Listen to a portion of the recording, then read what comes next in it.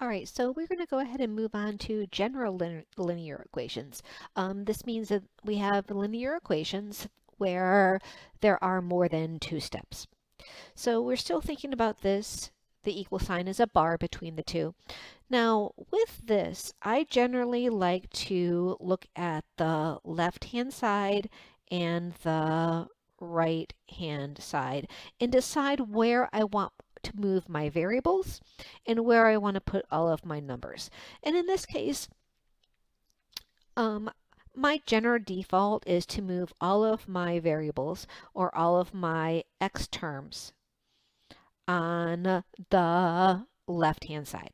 So what that means is I'm going to come over to the right-hand side, and anywhere I have a variable, I want to move it over to the other side.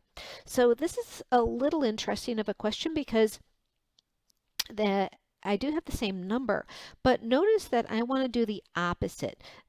This is a negative 9x, so to move it to the other side of the equation, I need to add 9x to both sides. Then I go through and add them down, and I have 9x plus 9x. I add the coefficients, the numbers in front. 9 plus 9 gives me 18x. I copy everything down is equal to negative 5. 18x plus 6 is equal to negative 5. I'm going to do the same process again, only now I'm going to take that 6, and I want to move the 6 to the other side. I do that by subtracting 6. And again, that tells me that minus 6 is gone. And now on the left-hand side, I have 18x is equal to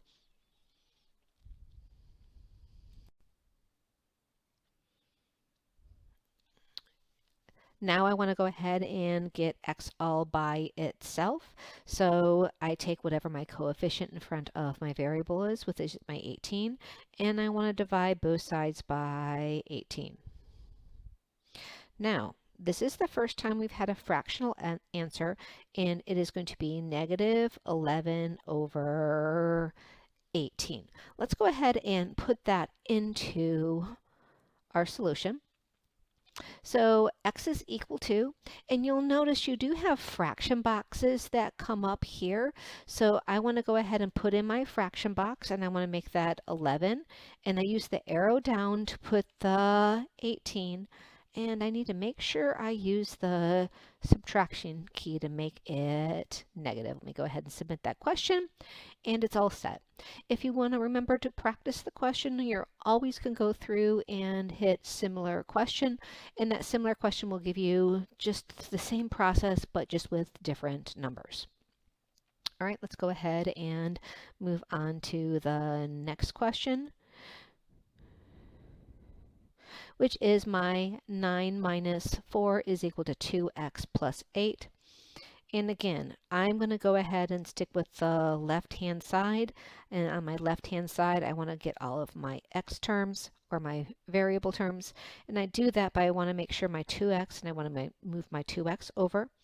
And I do that by subtracting the 2x from both sides. That becomes 0. And then on the left-hand side, I have 9 minus 2x, which gives me 7x. I take my 4, which is negative, and bring that down, so it's 7x minus 4 is equal to a negative 8.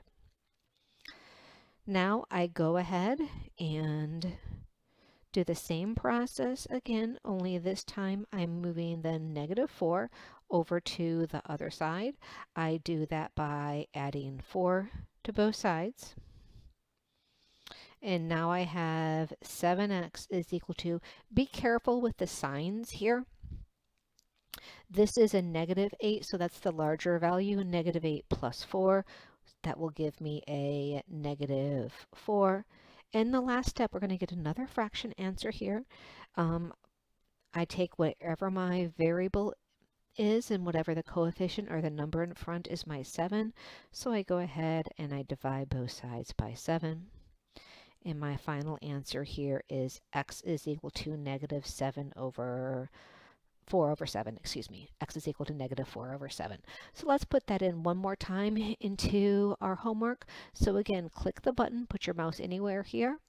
And when you do that, first I want to do my negative symbol, my subtraction on the keyboard, and then I'm going to touch the fraction bar and then put this as 4 over 7. And when I'm done, just hit submit. We're all set.